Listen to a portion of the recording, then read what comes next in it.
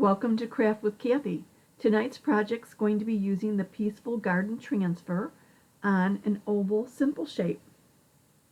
I know the oval simple shapes are out of stock right now. If you would like one, just shoot me a message or drop a comment because I do have some. This transfer has some zinnias, bees, a hummingbird, and pansies. It just screams spring, doesn't it?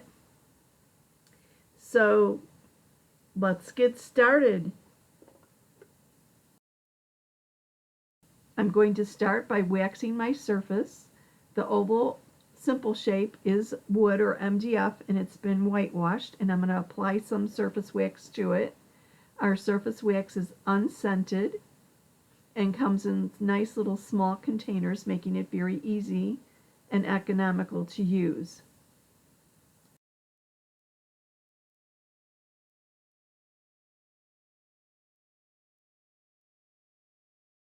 On wood is, there's a couple different reasons. First of all, you want to protect your transfer. You don't want your transfer, which is adhesive back, to lift any paint or any splinters from the wood, because the adhesive could indeed pull it up if there's anything loose. The other thing is wood is not really smooth, even if it might look smooth.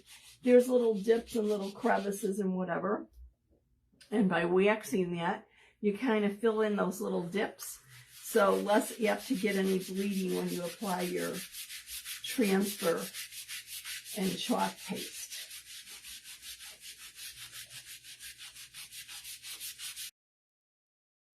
So first you want to apply your surface wax, rub it in, and then rub it off. It's as simple and easy as that.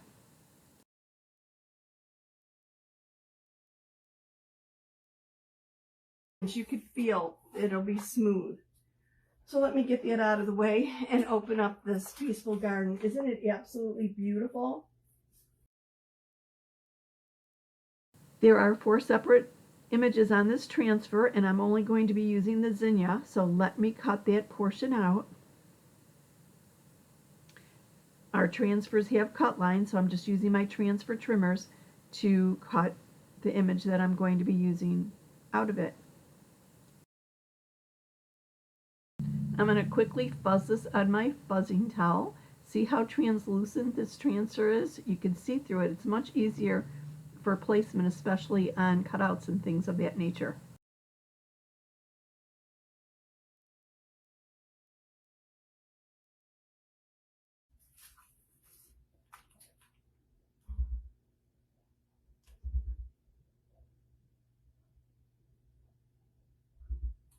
Okay, I think this is fine. You want to press down your transfer gently. Make sure there aren't any air bubbles. I have a little bubble here, but there's a little impurity or something on my wood, and I think that's what the issue is there. Okay, so I am going to mix up a little bit of our wild lime and meadow, I think. Yep, meadow, to make a slightly lighter green than the meadow. I'm going to create my own custom green by mixing up meadow and wild lime to get something that's not quite as dark green, but a little bit darker than the wild lime. Yes, you can mix your colors to get your own custom colors.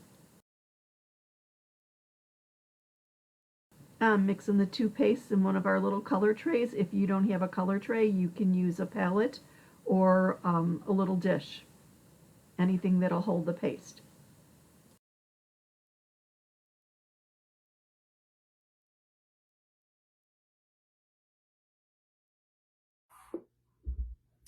Okay, let me cover up my wild lime. And why not? I might as well just get right on to doing the stem, right?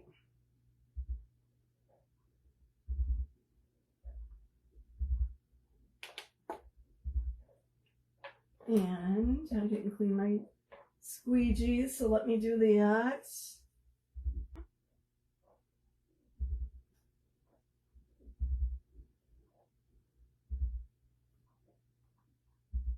So obviously I want to make sure that I stay on my transfer and don't actually hit my surface with any paste. Push it through the silk screen, which really doesn't require much effort at all. I want to watch that little copyright over here to the side as I get the top of that leaf. Smooth it out, remove any excess paste, and I'm just going to put the excess paste back in my little color tray here and clean that squeegee up. And then, because I'm going to take my time when I do the petals and whatever, I'm going to do paste and peel. So I pasted. Now I'm going to peel this up. Isn't that beautiful? Such lovely clarity. So nice. Get back down. Whoops. Now, I don't have to press it down. There's no need to. The reason we do that is so that the paste does not dry in the silk screen. And I'm going to use my brown, my bark, for the center. Oh, I might need to use a multi-tool that I don't have out here. Detail tool, that's going to be a little bit too tiny. Why not? I didn't clean this. I wasn't intending on using it. But I could do this with the center with my end. Not quite going as nicely as I had hoped. You know what, let me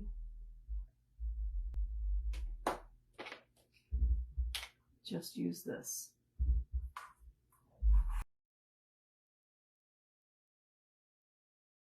So I'm carefully just going around the edges of the center of the zinnia. And then we're back to paste and peel.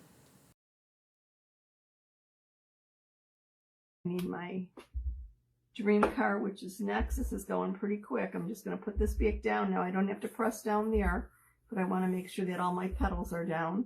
I've got a little green there, so I want to be careful and not run that in anywhere. And now I'm going to just do the petals with my dream car. Quick, simple, and easy. So I'm applying the dream car paste, bringing the squeegee towards me as I work and just rotating the surface so that I can continue bringing the paste towards me. It's just more comfortable for me that way. And then once I have all the silk screen covered, I'm going to go over it again, remove any lines and any excess paste, put the excess paste in the jar, and then it's time for peel and reveal. Let's take a quick little look at this. It looks like I missed a little bit at the top. Let me go back in there and add some more paste and take another peek. Nah, missed a little bit more. See how simple and easy this is? Time for peel and reveal. How beautiful. What do you think?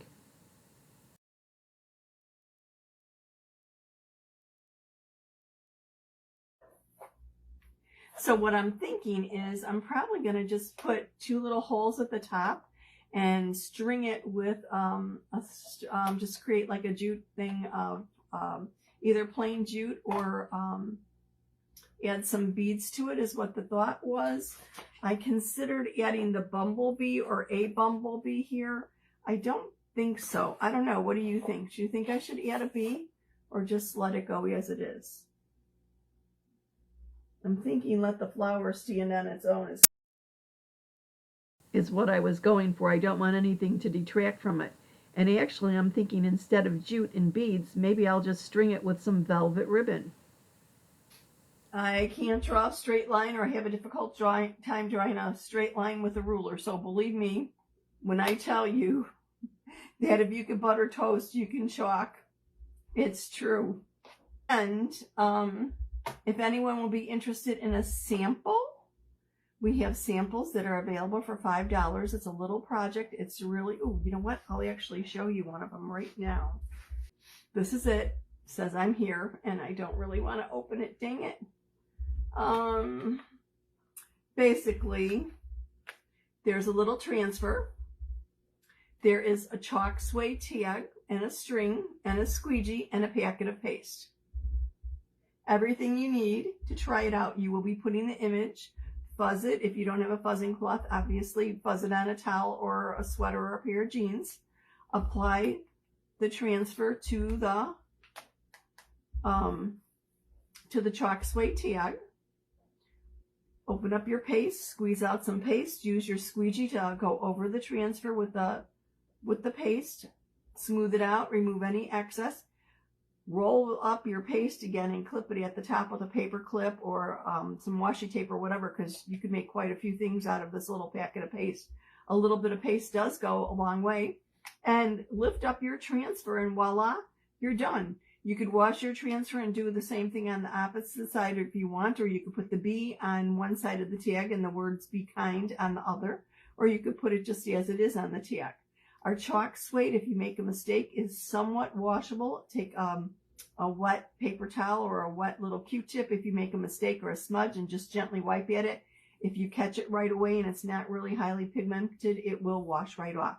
So that's one of the cool things about our chalk suede, and our chalk suede is available now in these tags. They are available as invitations and envelopes, and also in a 12 by 12 sheet of card stocking packs. So if you're interested in a sample, comment sample below, and I will send you the link where you can order yourself a sample for $5. Shipping is on us. Thanks so much for watching tonight. I really appreciate it. See you soon.